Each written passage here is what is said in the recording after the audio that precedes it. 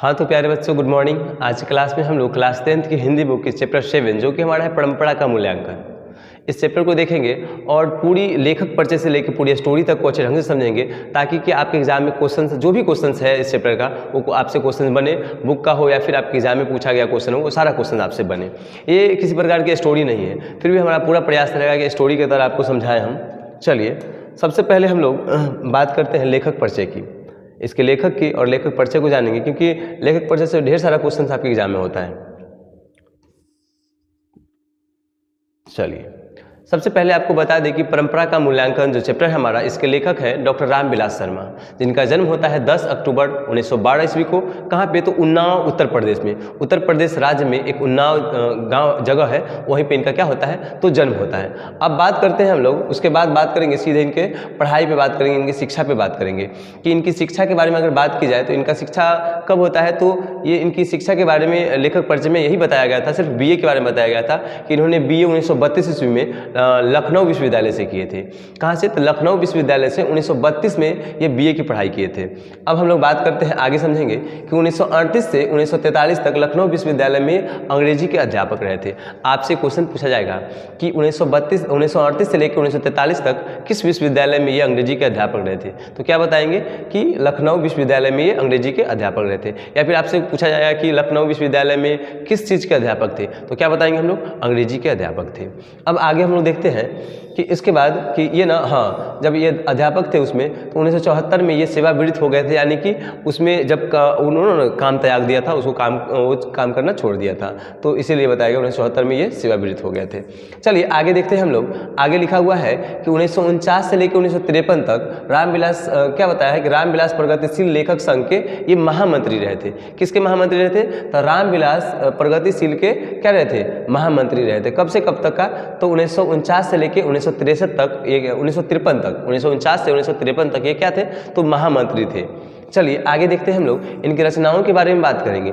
इनकी रचनाओं के अगर बारे में बात करते हैं तो काफ़ी फेमस रहा है निराला की साहित्य साधना। इनकी प्रमुख रचनाओं में काफ़ी फेमस रचना रहा है निराला की साहित्य साधना, जिसके लिए कि इनको साहित्य अकादमी का पुरस्कार मिला था, जो कि हम आपको इस बात को भी लिखे हैं हम कि निराला की साहित्य साधना के लिए इनको क्या मिला था? तो साहित्य अकादमी का पुरस्कार मिला था। अब इनकी रचनाओं के और रचनाओं के बारे में बात करते हैं तो अगला रचना है हमारा कि आचार्य रामचंद्र शुक्ल और हिंदी आलोचना, भारतेंदु हरिश्चंद्र, प्रेमचंद्र और उनका युग, भाषा और समाज। उसके बाद अगला क्वेश्चन क्या है? अगला क्या है इसका रचना कि भारत की भाषा समस्या। ये सारी इनकी प्रमुख रचनाएं हैं, जो कि आपके एग्जाम में इसमें से कई रचनाएं जो कि आपके एग्जाम में कई बार पूछी जा चुकी है, तो ध्यान रखिए ये क्वेश्चन काफ़ी फेमस है। निराला की साहित्य साधना किनकी रचना है? तो क्या है? तो ये रचना किनकी है? तो डॉक्टर रामविलास शर्मा की रचना है। ठीक है, चलिए अब हम लोग बात करते हैं, एक बार रिपीट करेंगे इन सारी बातों को कि लेखक के बारे में कि इनके लेखक कौन है। तो डॉक्टर रामविलास शर्मा है। इनका जन्म कब होता है? तो 10 अक्टूबर 1912 ईस्वी को होता है। कहाँ पे? तो उन्नाव उत्तर प्रदेश में जन्म होता है। फिर बात करते हैं कि 1932 में ये लखनऊ विश्वविद्यालय से ये बीए किए थे। फिर उसी विश्वविद्यालय में ये क्या किए थे? तो अंग्रेजी के अध्यापक बने थे उसी विश्वविद्यालय में। कब से कब तक? 1938 से 1943 में। फिर 74 में ये त्याग दिया उसको। फिर देखिए 1949 से 1953 तक रामविलास प्रगतिशील लेखक संघ के महामंत्री रहे थे। अब आगे देखिए कि रचनाओं के बारे में आपको बताए थे तुरंत अभी कि निराला की साहित्य साधना काफ़ी फेमस रचना है इनकी, जो कि आपके एग्जाम में कई बार पूछा जा चुका है। तो आप ध्यान रखिए ये क्वेश्चंस काफ़ी इंपॉर्टेंट है और ये सारी रचनाएं हैं कई बार पूछी जा चुकी है इसमें से। जैसे कि क्या है? भारत की भाषा समस्या, ये भी काफ़ी फेमस क्वेश्चन है। अब इनकी मृत्यु की बात करें हम कि इनकी मृत्यु कब होती है? तो 23 मई क्या बताया गया कि 30 मई 2000 ईस्वी को इनकी मृत्यु हो जाती है। कब? तो 30 मई 2000 ईस्वी को, याद रखें बिल्कुल। लेखक परिचय से आपके एग्जाम में काफ़ी क्वेश्चन बनते हैं। हमारे ओपिनियन से आपके एग्जाम में 100 क्वेश्चंस होते हैं, जिसमें कि आपका 50 क्वेश्चन से ऊपर क्वेश्चन जो भी होता है लेखक परिचय से होता है, तो ध्यान से इसको पढ़ें। बाकी सब्जेक्टिव क्वेश्चंस है कि आपको स्टोरी पढ़ाई जाएगी तो सब्जेक्टिव क्वेश्चंस आपसे बन जाएगा, और ऑब्जेक्टिव क्वेश्चंस रहा वो भी आपको स्टोरी पढ़ने के बाद बन जाएगा। तो बाकी स्टोरी के बाद हमारा लेखक परिचय जो काफ़ी इंपॉर्टेंट है, इससे ढेर सारा क्वेश्चन होता है आपके एग्जाम में, जो कि 100 में से आपको 50 बनाना ही रहता है। अगर आप लेखक परिचय को भी ध्यान से पढ़ते हैं तो आप सारा का सारा क्वेश्चन बन जाएगा। चलिए आगे देखते हैं हम लोग। अब हम लोग सीधे कहानी पे आएंगे। ठीक है, पूरी स्टोरी को समझते हैं। ये काफ़ी बोरिंग चैप्टर है, आप जब बुक पढ़ोगे ना खुद से तो फिर समझना काफ़ी कठिन है, लेकिन हम आपके लिए वो सारी इंपॉर्टेंट बातों को कलेक्ट करके लाए हैं जो कि आपके लिए काफ़ी महत्वपूर्ण हो, उन सारी बातों को लाए हैं। चलिए चलिए उन सारी महत्वपूर्ण बिंदुओं को देखेंगे हम लोग। चलिए सबसे पहले आपको बताते हैं कि लिखा हुआ है कि परंपरा का ज्ञान आवश्यक है। सबसे पहले हम लोग बात करते हैं कि परंपरा क्या होता है, जो कि हमारे पूर्वज, ठीक है, जो कि हमारे पूर्वज कुछ दिनों पहले पूर्वज हमारे किए, फिर हम लोगों ने किया, फिर हमारे आने वाले वंशज करेंगे, उसको हम लोग क्या कहते हैं, परंपरा कहते हैं। कुछ ऐसी कामें होती है, कुछ ऐसा रीति रिवाज होता है जो कि हमारे पूर्वज किए थे, फिर हम कर रहे हैं उनको, फिर आने वाला हमारा पीढ़ी करेगा, तो उसको हम लोग क्या बोलते हैं, तो परंपरा बोलते हैं। चलिए सबसे पहले हम लोग बात करेंगे कि साहित्य के बारे में, ठीक है, कि साहित्य के बारे में अगर बात करते हैं तो साहित्य क्या होता है, तो कविता लेखन, ठीक है, कविता लेखन या फिर कहानी लेखन, नाटक लेखन, उपन्यास लेखन, बाल उपन्यास लेखन, ये सारा क्या होता है, तो ये सारा क्या होता है, तो साहित्य होता है। ये सब साहित्य के अंतर्गत आता है। अगर साहित्य लिखते हैं हम लोग तो कहीं ना कहीं उसके बीच कुछ ना कुछ तो मुद्दा होगी ना, कुछ ना कुछ मुद्दा होगी। तो पहले की जो मुद्दा होती थी, कहीं ना कहीं पहले के मुद्दा और अभी के मुद्दा में काफ़ी डिफरेंट है। अगर बात की जाए कि पहले के मुद्दा की, तो पहले हम लोग गरीबी, अमीरी, राजा के द्वारा शोषण, राजा के द्वारा मदद किया गया, मजदूरी, इन सारी बातों पे साहित्य लिखा जाता था। कविता, नाटक, कहानी, इन सारी बातों पे लिखा जाता था। महाभारत, रामायण, इन सारी बातों पे लिखा जाता था। अब देखिए हम अगर बात करते हैं कि अभी और मतलब कि आने वाले समय और पिछले समय में, ठीक है, अभी के समय में और पिछले समय की अगर बात करते हैं कि अगर आज के युग में अगर फिल्म बनता है तो मतलब कि डिमांड टू पीपुल, लोग के जो डिमांड होते हैं, लोगों के डिमांड के अनुसार ना आज के युग में फिल्म को ही बनाया जाता है। पहले के युग में फिल्म का मुद्दा होता था कि मतलब कि हीरो होते हैं तो हीरो की जो भी फैमिली होते हैं उनको किडनैप कर लेता था, तो गुंडा किडनैप करता था गुंडा, तो हीरो जाके उसको मार धार करके उसको बचाता था। ये था पहले। आजकल क्या कर दिया कि ज़माना बदल गया है, यहाँ के लोग की सोच के अनुसार, ठीक है, लोगों की सोच के अनुसार क्या होता है, तो फिल्म बनाया जाता है। ठीक उसी प्रकार की साहित्य में भी वही परिवर्तन किया गया है कि पहले की मुद्दा अलग होती थी और अभी का मुद्दा होता है, मुद्दा तो सब सेम ही होता है, साहित्य ही लिखा जाता है, लेकिन कि अकॉर्डिंग टू पीपुल, की लोग के अनुसार, ठीक है, लोगों के अनुसार किया गया है कि लोग जिस प्रकार की डिमांड करते हैं वैसा हम लोग क्या करते हैं, तो साहित्य लिखते हैं या फिर मतलब कि कहानी, कविता या फिर नाटक या ये सब लिखा करते हैं। अब हम लोग बात करते हैं कि पहले के युग में क्या होता था, गाना था बहुत सारा अच्छा गाना होता था। आजकल तो बेढंग ढंग का आप लोग सुने ही है, आज ब्लू है पानी पानी क्या क्या। चलिए अब हम लोग बात करेंगे सबसे पहले कि परंपरा का ज्ञान किन लोगों को आवश्यक है। क्या बताया गया कि परंपरा का ज्ञान आवश्यक है, तो परंपरा का ज्ञान आवश्यक उन लोगों को है जो कि साहित्य लिखना चाहते हैं या फिर साहित्य के क्षेत्र में युग परिवर्तन करना चाहते हैं। वैसे लोगों को परंपरा का ज्ञान होना उनके पास बिल्कुल आवश्यक है। जो कि साहित्य लिखेंगे, नाटक लिखेंगे, उनको समाज की ज्ञान नहीं होगी तो वो फिर कैसे लिखेंगे, तो उनके पास परंपरा का ज्ञान होना बिल्कुल आवश्यक है। जो कि साहित्य लिखना चाहते हैं या फिर साहित्य के क्षेत्र में युग परिवर्तन करना चाहते हैं, वैसे लोगों के पास परंपरा का ज्ञान होना बिल्कुल आवश्यक है। अब देखिए बात किया गया है कि साहित्य का मनुष्य के संपूर्ण जीवन से संबंध है। साहित्य के बारे में बताया गया है कि साहित्य का क्या होता है। चलिए देखते हैं हम लोग कि साहित्य का संबंध मनुष्य के संपूर्ण जीवन से कैसे होता है।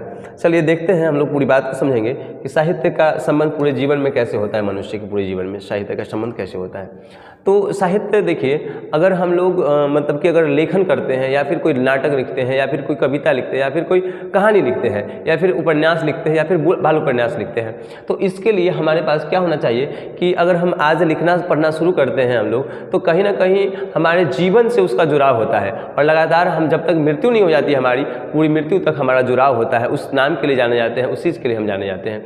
तो कहीं ना कहीं ये अगर बात बताया गया है तो बिल्कुल सही बात बताया गया है। अब हम लोग बात करेंगे कि ये जो हमारा लेखक है, क्या बताया गया है कि लेखक के बारे में कि 19वीं और 20वीं के कवि के बारे में बताया गया है कि 19वीं सदी और 20वीं सदी, यानी कि अगर हम लोग 1950 की बात करें, 1950 की बात करें और 2010 की बात करें या फिर 2024 की बात करें, 2024 की बात करें, तो अभी के और उस टाइम के लेखन में काफ़ी परिवर्तन देखने को मिलता है। या फिर किसी चीज़ का हो, या फिर आप कोई मूवी ही देखते हो, कोई कहानी वाली मूवी देखते हो, या फिर पहले की कोई भी कहानी वाली मूवी देख लो या फिर अभी वाली कहानी वाली मूवी देख लो, काफ़ी आपको डिफरेंट देखने को मिलेगा। ठीक है, इसी बात पर हम लोग बात करेंगे। चलिए आगे हम लोग देखते हैं, आगे क्या है हमारा कि नकल करके साहित्य लिखना निम्न कोटि का उद्यम होता है। क्या होता है कि अगर मतलब कि साहित्य अगर हम लिख रहे हैं, कहीं ना कहीं अगर साहित्य लिखते हैं तो आप में एबिलिटी होनी चाहिए, वैसे योग्यता होनी चाहिए, तब जाके आप क्या करेंगे, एक साहित्य को लिख सकते हैं। उसके लिए आपके पास ढेर सारा ज्ञान होना चाहिए, समाज के बारे में बेहतर ज्ञान होनी चाहिए, तब जाके आप क्या करेंगे, साहित्य को लिख सकेंगे। तो यहाँ पे बताया गया है कि नकल करके साहित्य लिखना, इस चैप्टर में ये बताया गया है कि अगर नकल करके हम साहित्य लिखते हैं तो क्या होता है, निम्न कोटि का होता है, वो बिल्कुल गिरा हुआ काम होता है। जब भी आप साहित्य लिखें तो किसी की नकल न करें और ऐसा बिल्कुल करना क्या है, निम्न कोटि का काम होता है। फिर आगे बताया गया है कि यदि मनुष्य, चलिए इस लाइन को हम लोग समझेंगे, इस लाइन को पूरी बात को समझेंगे, इसको पूरी बात को समझेंगे। क्या बताया गया है ये काफ़ी रिपीट कई बार क्वेश्चन आ चुका है यहाँ से कि यदि मनुष्य परिस्थितियों के नियामक नहीं है तो परिस्थितियाँ भी मनुष्य के नियामक नहीं है। क्या बताया गया है कि अगर मनुष्य, ठीक है, अगर मनुष्य परिस्थिति के अनुसार, अगर समय के अनुसार मनुष्य नहीं चलता है तो समय भी उसके अनुसार नहीं चलेगा। मनुष्य को परिस्थितियों के मुताबिक चलना पड़ेगा। अगर इसके मुताबिक नहीं चलता है, परिस्थितियों के मुताबिक अगर मनुष्य नहीं चलता है तो परिस्थितियाँ भी मनुष्य के मुताबिक नहीं चलेगी। तो जैसी परिस्थिति हो इंसान के पास, उस परिस्थिति में उसके अनुसार, परिस्थिति के अनुसार इंसान को चलना चाहिए। चलिए ये आपके एग्जाम में कई बार पूछा गया है कि ये जो स्टेटमेंट दिया रहता है, ये स्टेटमेंट कि किस चैप्टर से लिया गया है, तो क्या बताएंगे हम लोग, तो परंपरा का मूल्यांकन चैप्टर से लिया गया है। ये स्टेटमेंट दिया रहेगा आपसे पूछा जाएगा कि ये जो स्टेटमेंट है, ये जो पंक्ति है, ये किस मतलब किस चैप्टर से लिया गया है, किस पार्ट से निकाला गया है, तो क्या बताएंगे, परंपरा का मूल्यांकन से। चलिए आगे हम लोग देखते हैं, आगे हम लोग देखेंगे, आगे हमारा क्या है कि साहित्य के निर्माण में प्रगतिशील मनुष्य की भूमिका निर्णायक होती है। बिल्कुल सही बात बताया गया है कि अगर आप साहित्य लिखते हैं तो आपके अंदर क्या होनी चाहिए, काफ़ी योग्यता होनी चाहिए, आपको अच्छा ज्ञान होना चाहिए। तो वही इसी बात को बताया गया है कि प्रतिभाशाली मनुष्य होनी चाहिए। कैसे मनुष्य होने चाहिए, तो प्रतिभाशाली मनुष्य होने चाहिए। आपसे क्वेश्चन पूछेगा कि साहित्य निर्माण के लिए निम्न में से कैसे लोग होने चाहिए, तो क्या बताएंगे, तो इस प्रतिभाशाली मनुष्य की योग्यता होनी चाहिए। उसमें अगर कोई मनुष्य साहित्य लिख रहा है तो उसके अंदर क्या होनी चाहिए, तो वो कैसा मनुष्य होना चाहिए, तो प्रतिभाशाली मनुष्य होनी चाहिए। चलिए आगे हम लोग देखेंगे, लिखा गया है, आगे की बात को समझेंगे। हिटलर के बारे में बताया गया है कि हिटलर ने सोवियत संघ पर आक्रमण किया था। हिटलर कहाँ पे आक्रमण किए थे, तो सोवियत संघ पे आक्रमण किए थे। किसके द्वारा बताया गया है, तो इसी चैप्टर में बताया गया है, हिटलर के बारे में जोड़ा गया था। ठीक है, कि हिटलर सोवियत संघ पर क्या करते हैं, तो आक्रमण करते हैं। अब आगे देखेंगे कि सोवियत संघ में बहुजातीय राष्ट्रीयता पर पुनर्जन्म हुआ। ठीक है, क्या बताया गया है कि सोवियत संघ में बहुजातीय राष्ट्रीयता का पुनर्जन्म हुआ। सोवियत संघ में किसका पुनर्जन्म हुआ, तो बहुजातीय राष्ट्रीयता का पुनर्जन्म हुआ। फिर आगे देखेंगे हम लोग, आगे देखेंगे क्या लिखा गया है कि 1917 ईस्वी में रूसी और गैर रूसी जातियों में आपसी संबंध में बड़ा परिवर्तन हुआ था। कब, आपसे पूछा जाएगा क्वेश्चन कि रूसी और गैर रूसी जातियों के आपसी संबंध में बहुत बड़ा परिवर्तन किस ईस्वी में हुआ, कब हुआ, तो क्या बताएंगे, 1917 में हुआ। आपसे पूछा जाएगा कि किनके बीच बहुत बड़ा परिवर्तन हुआ था 1917 ईस्वी में, क्या बताइएगा, तो रूसी और गैर रूसी। ये सारा पॉइंट आपके लिए काफ़ी महत्वपूर्ण है। चलिए अगर इतना बात आप अगर याद कर लेते हैं, इतनी बात अगर आप समझ गए हैं, तो आपसे बिल्कुल चैप्टर का सारा क्वेश्चन बनेगा। और आपको बता दें कि ये चैप्टर आप खुद से पढ़ोगे तो बिल्कुल बहुत बोरिंग लगेगा, क्योंकि हमने खुद पढ़ा था और जाके तब आपके लिए हमने बहुत महत्वपूर्ण बिंदु को निकाले थे इस चैप्टर से, ताकि आपको बेहतर ढंग से बताएं और पूरी बात आपको समझ में आए।